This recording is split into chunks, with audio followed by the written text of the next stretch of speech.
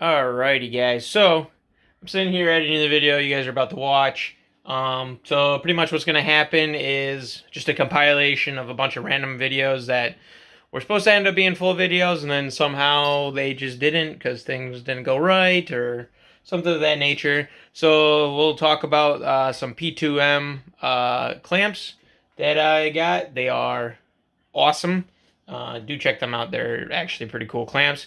They're a little bit pricey, but they are worth it because they will prevent your shit from boosting up or blowing off. I haven't had any yet. We haven't been able to, or we put some on Paul's Cadillac, haven't had any blow off yet. And the Conquest, well, you guys are going to find out what happens with the Conquest because we took it out of storage and something went wrong. So I guess you'll see that in the video. I believe there's a couple of little odds and ends.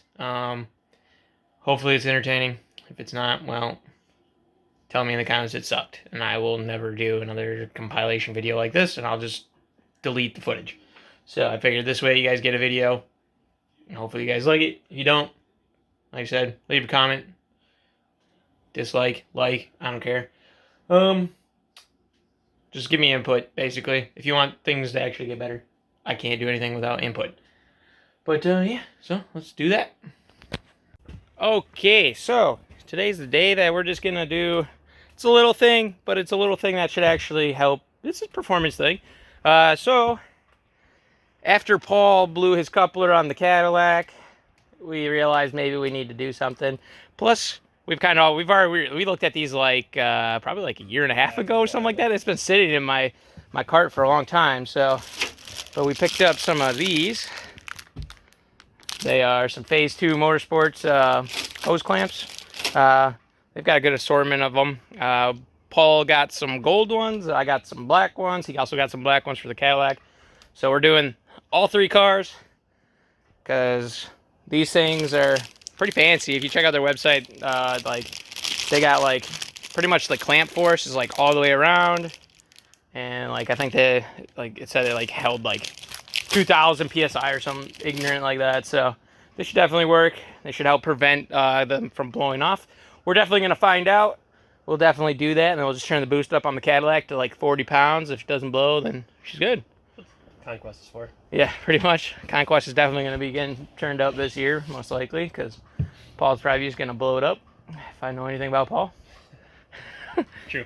So, let's go ahead and get these things off. I'll film it what it looks like right now, and then we'll do a little after, and then we'll do the Conquest and the Caddy. So, yeah.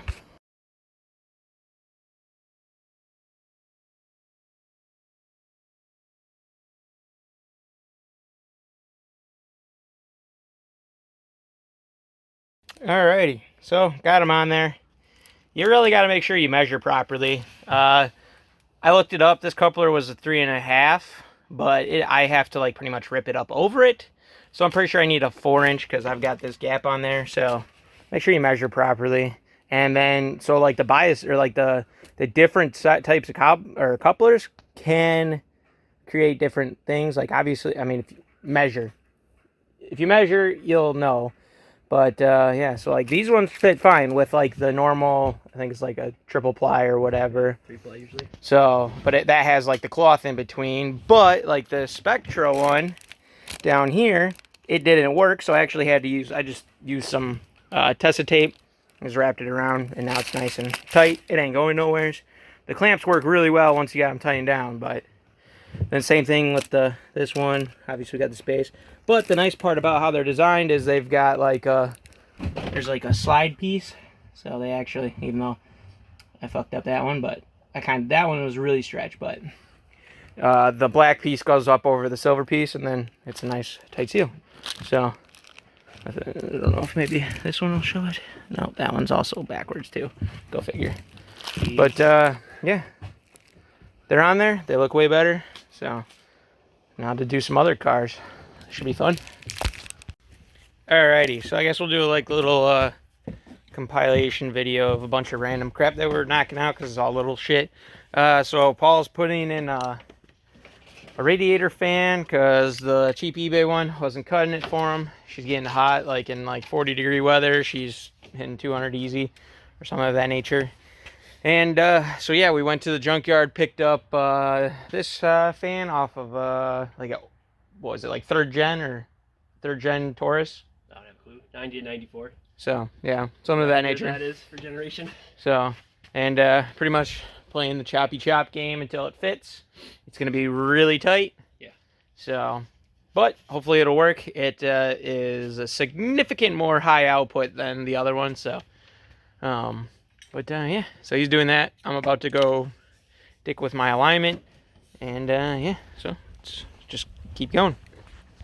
Well, so Paul went to hook up his subwoofer that was in the trunk here, and he wanted a koi pond in his trunk, I guess. So, and quick search of the interwebs, and this seam right here likes to separate and leak. So we just went ahead and RTV'd it.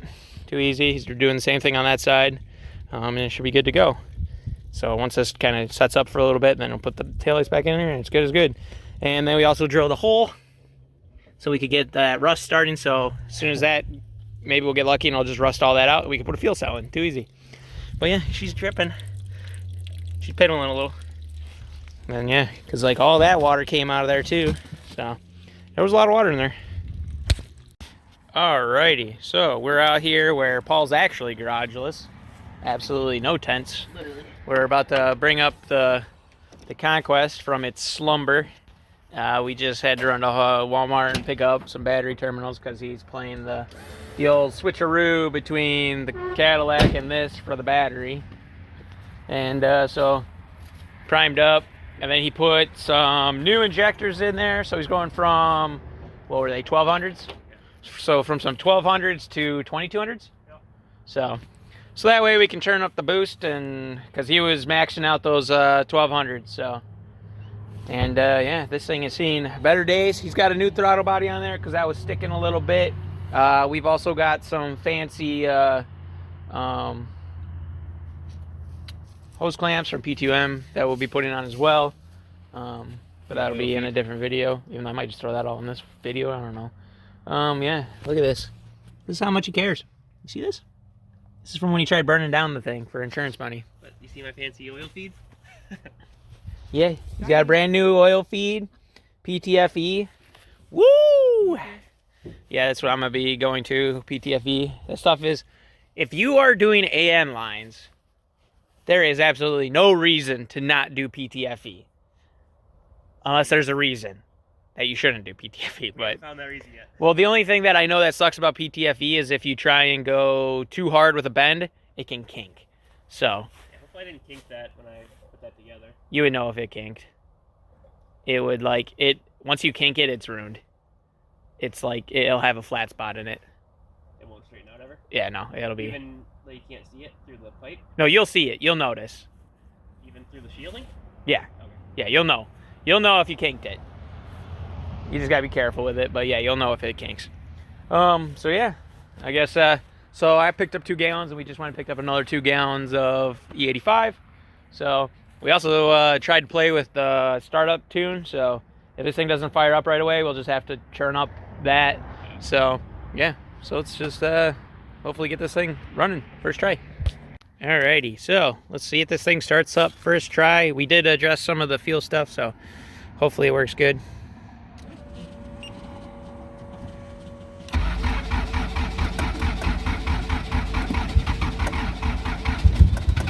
Yeah, stop. Oh! Yeah, that is, so if you go into Excel and Rich, was it? No, it's startup idle, my bad. And then it's the taper is the first one, so you need the ASE one. Yeah, because that's your startup. You can actually probably bump that shit up too. Should help start it faster. I would do that like 450 or something. Or, well, I think mine's like 600, so try like 500. Yeah. And then we gotta go to the other one.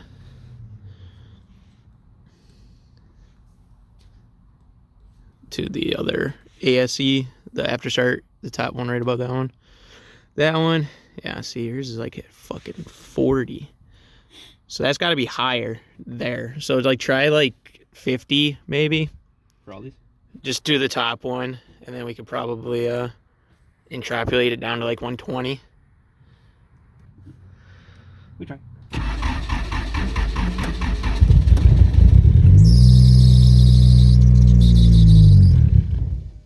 So we need more fuel in the other one, and you probably throw a little bit more at it. In theory, you shouldn't have to step on the pedal. I don't know if my sees that or anything. Add more to this one or the other one? You're gonna want to add them both. I would do like, I guess like 60, because that really didn't do shit. I mean, that's a little longer.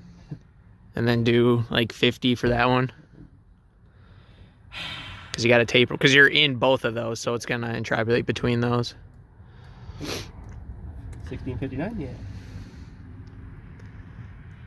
Fine. And then probably try throwing a little bit more. I did 600, so just do 600.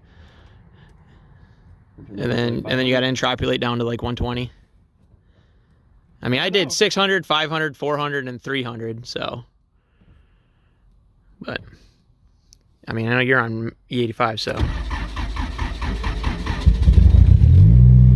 No gas on that one? Oh, and lean. Yep, so that means you need to do, we're going to have to do way more, I guess, on that thing. On the startup one.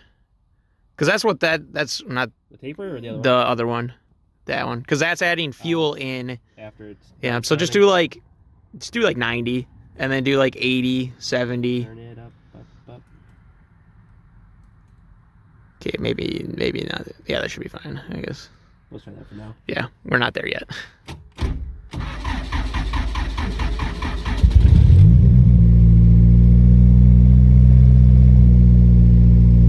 Are you on the gas? Too easy. And then it stalls. Too easy. Too soon. Isn't there time that you can add? Can you change the time too? Maybe. I thought there was one that had like... That's your Excel Rich that has the time. Oh, okay. What was your AFRs on all that? It was at like 10s. Okay, so we got more fuel, so Yeah, that might be, now it might be your IEC.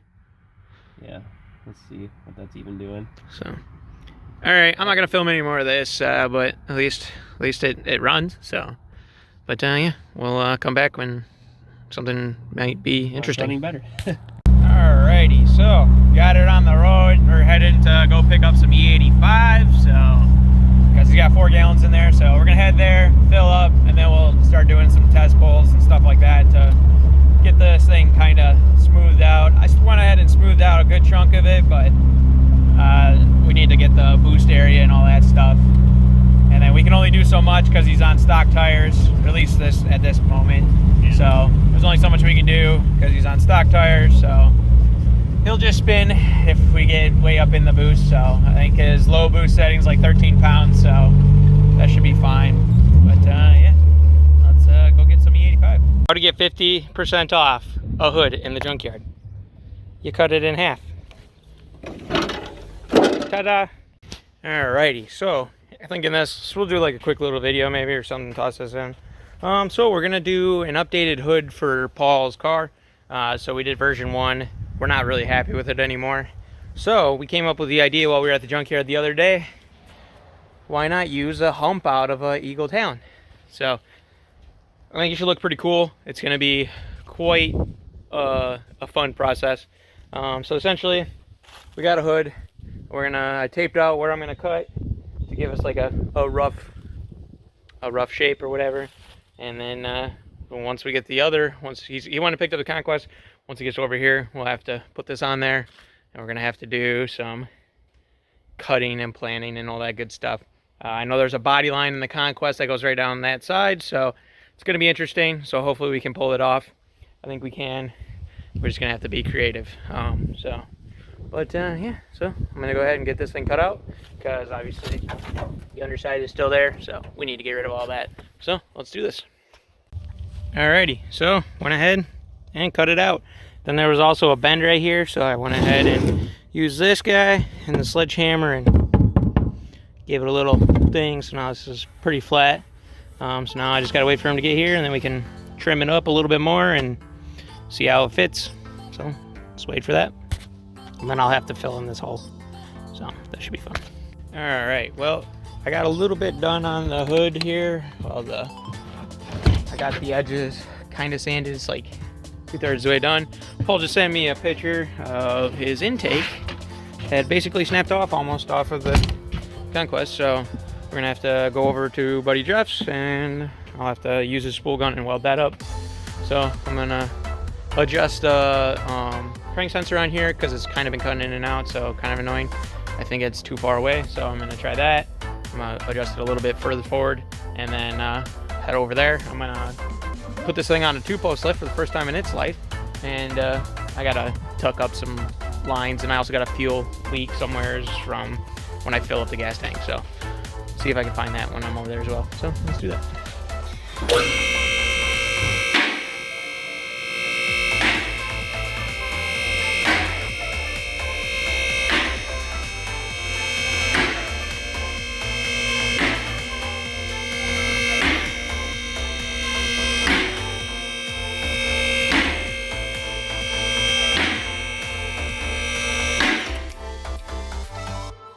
Alrighty, well, Paul's here. I guess we'll show the carnage that he did. So for whatever reason, it's cracked there and there all the way, well, like halfway around. So for whatever reason, it must have backfired or something. I don't know. Weird. It's from last year, I think, because it was idling higher at the end of last year. Yeah. So it probably just got worse this year. Yeah. So we just now noticed it.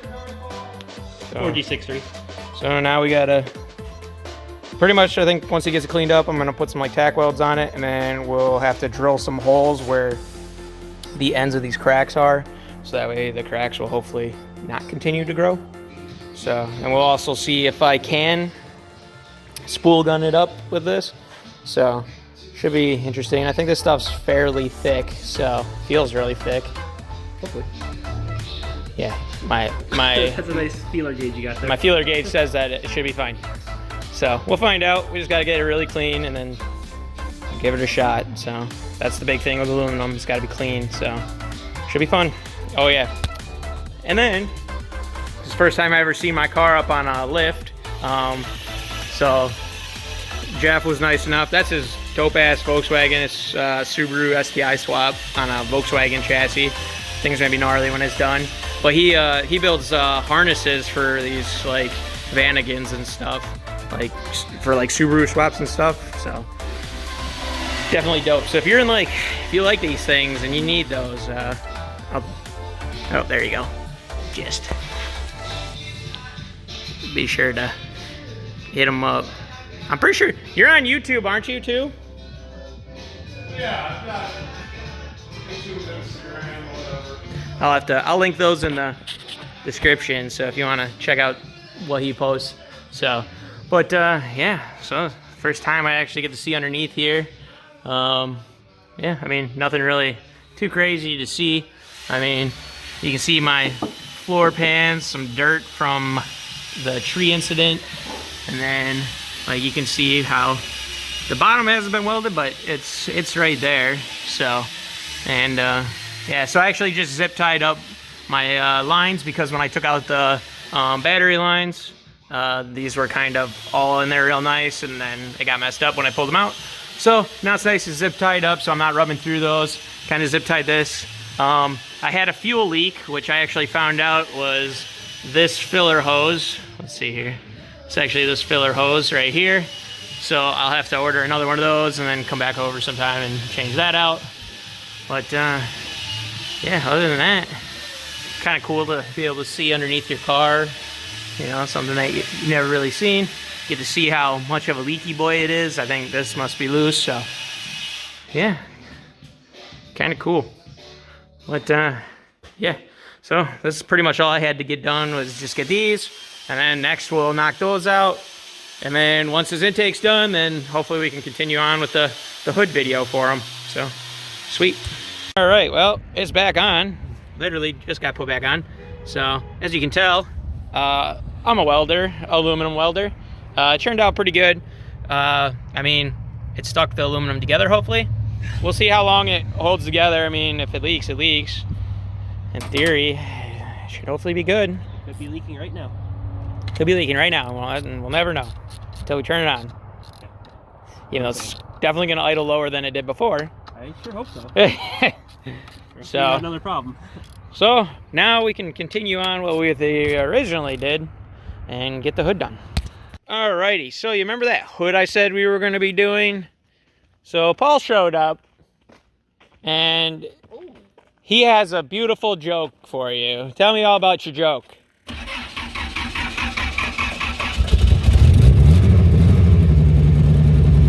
Watch now, I probably won't do it because it's cold. Yeah, I don't even really hear it. That's okay. That's Subaru? But yeah, Conquest has got the knock. So now we got to get it in. Fine right now. Yeah. Got the joke, might as well put it on stage. That's good though, I guess. I don't know. Run it hard real quick. Full pull. We're doing right now. I'll keep up.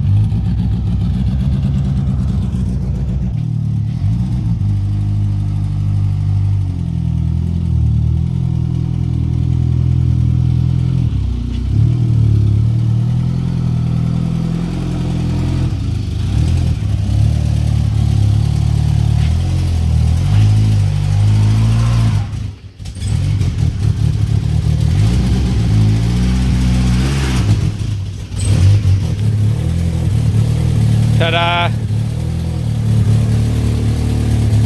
It's got some angle. So yeah, you're gonna have to believe us that it had a little bit of knock, because he came here and when it was warm.